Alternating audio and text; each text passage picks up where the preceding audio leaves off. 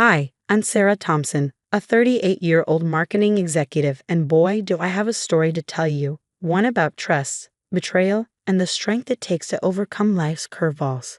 5 years ago, I thought I'd hit the jackpot when I married James. He was charming, successful, and seemed to adore both me and my daughter, Emma. Emma was from my previous marriage, and James brought his son, Tyler, into our new family. I was determined to make it work, treating both kids equally and with all the love I could give. Emma, sweetheart, how about we invite Tyler to join us for movie night? I'd suggest, always trying to bridge the gap between the siblings. Emma would smile and nod eagerly. Can we watch a superhero movie? Tyler likes those. I'd smile back, proud of her efforts. Great idea. Why don't you go ask him?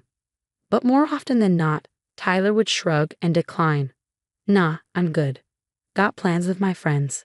James would always reassure me, wrapping his arm around my shoulders. Sarah, he's a teenager. It's normal for him to want space.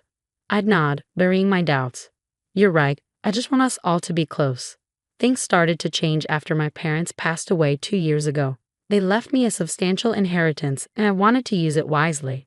James, I think we should set this money aside for Emma's future, I said one evening as we sorted through the paperwork. He nodded, but there was something in his eyes that unsettled me. Of course, but we should think about Tyler too. He's closer to college age.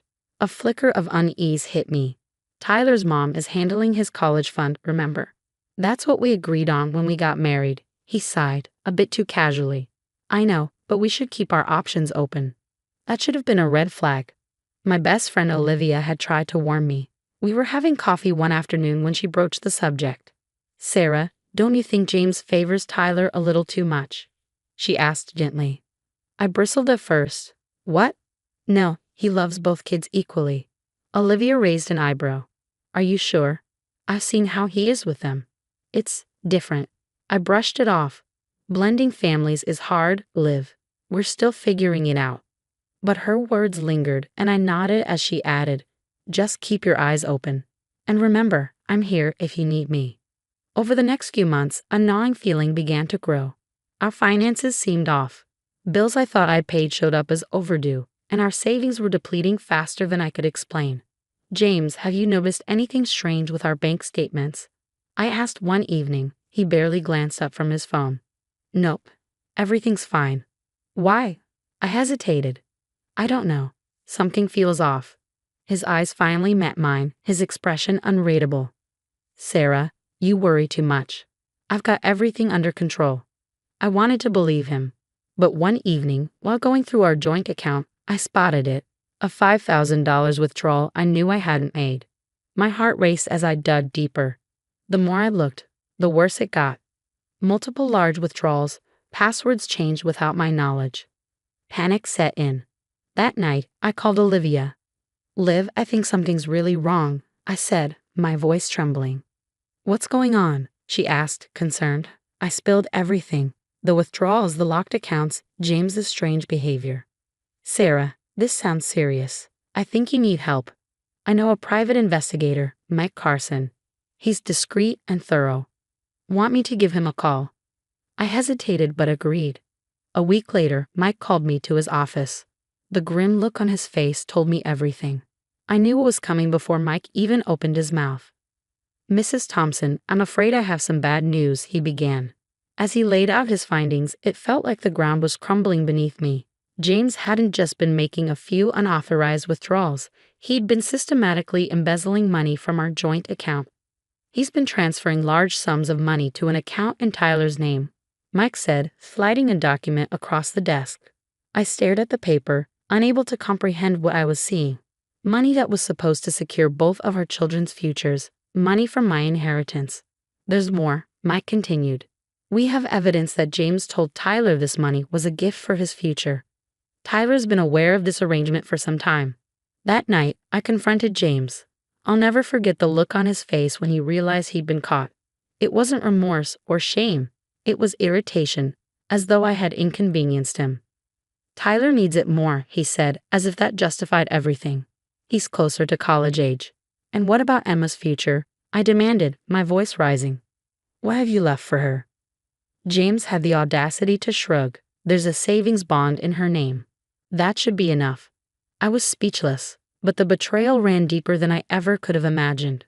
Over the next few days, I uncovered more lies. Friends started reaching out, concerned about things James had apparently been saying about me. He'd been painting me as unstable, unreasonable, a bad mother. And Emma, my sweet Emma, had been caught in the middle. James had been manipulating her, making her keep secrets from me. As the full extent of James and Tyler's deception became clear, I felt a rage I'd never known. Sitting in my car outside the house, a house that no longer felt like home, I made a decision. This wasn't over, not by a long shot. James and Tyler might think they'd won, but they had no idea what was coming. I was done being the victim. It was time to fight back. James had already proven he was willing to lie and steal. I couldn't let him see me coming.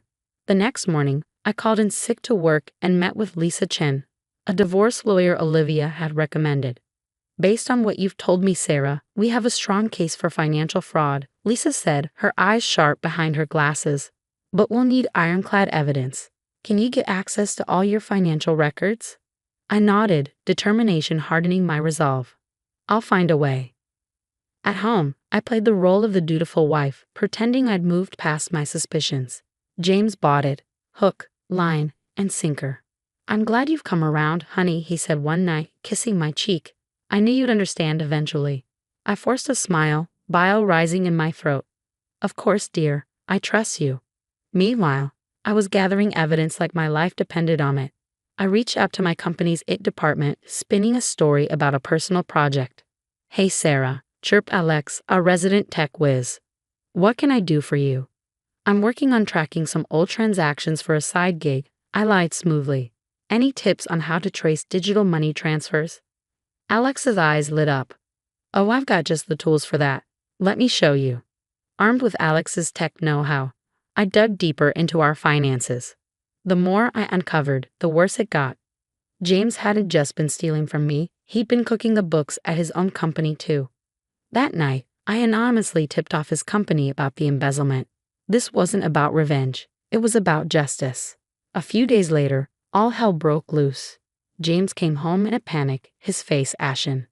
Sarah, we need to talk, he said, his voice trembling. I steel myself. This was it. Yes, we do, James. He launched into a frantic explanation, spinning tales of misunderstandings and mistakes, begging me to help him cover his tracks. But I had heard enough of his lies. Stop, James, I said, my voice cold. I know everything. The money you stole from our account. From my inheritance. The lies you've been telling about me. The way you've manipulated Emma. And now your little embezzlement scheme at work.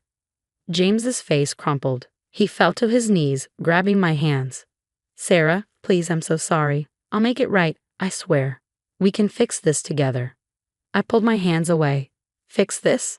James, you've stolen our daughter's future. You've lied to my face for months. You've tried to turn our friends against me. There's no fixing this. But I love you, he pleaded, tears in his eyes. We can start over. Please just give me another chance. No, James, I said, my voice steady. It's too late for that. We're done. As I walked away, I felt a weight lift off my shoulders. The road ahead wouldn't be easy. But for the first time in months, I could see a future where Emma and I were free from the lies and betrayal. The next few weeks were a whirlwind. I remember sitting at the kitchen table, Emma doing homework beside me, when my phone buzzed with a news alert. The headline screamed, "Local accountant under investigation for major fraud." My hands shook as I read the article. Emma looked up, concern in her eyes. Mom, what's wrong? I forced a smile. Nothing, sweetie. Just some work stuff. But I knew I couldn't shield her from the truth for long. Soon, the police got involved, freezing James' assets, and Tyler's too. I filed for divorce that same day, citing financial abuse and fraud. My lawyer, Lisa, was a godsend through it all. We got him, Sarah, she said, her voice fierce. He won't get away with this. As the truth came to light, our friends and family were stunned. I'll never forget the look on my in-laws' faces when they learned what their son had done. We had no idea, James's mother sobbed. Sarah, we're so sorry. Even Tyler, faced with the reality of his role in his father's schemes, tried to backpedal. One day, he showed up at our door, all his bravado gone. "Sarah, I swear, I didn't know where the money was coming from," he pleaded. I just shook my head. "Save it, Tyler. You're old enough to know right from wrong." The hardest part was telling Emma. We sat her down one evening and I explained as gently as I could about her father's betrayal. "But why, Mom?" she asked, tears streaming down her face. "Why would Dad do this?" I pulled her close. "I don't know, sweetie. But we're going to be okay, I promise." I enrolled Emma in therapy to help her cope with everything. 2 years later, life looks very different. I'm thriving in my career, having earned a promotion last month. Emma, now 12, is excelling in school and has found a passion for soccer. "Mom, did you see that goal I scored?" she yelled, running off the field after a game. I scooped her up in a hug. "I sure did, champ. You were amazing." James is now serving time for his crimes, financially ruined. I've heard through the grapevine that Tyler is struggling, working a minimum wage job and living with his mom. As for me, I feel vindicated, stronger than I ever thought possible. Emma and I have built a stable, loving home, free from the toxic influences of our past. Looking back, I realize that while the betrayal nearly broke me, it also showed me just how resilient I am. Emma and I faced the storm together, and we've come out stronger on the other side. Our future is bright, filled with love, trust, and endless possibilities. And that's a happy ending I never saw coming. Now I have a question for you. If you were in my shoes, would you have given James a second chance? Or do you believe some betrayals are too deep to forgive, even when it comes to family? Share your thoughts in the comments below. Your experiences and opinions matter, and they might help someone going through a similar situation. If you found this story engaging, please hit that like button. It really helps the channel grow. And if you want to hear more stories like this, don't forget to subscribe. Your support means the world to me and Emma as we continue to share our journey. Remember, sometimes the family we choose is stronger than the one we're born into. Stay strong, and thanks for listening.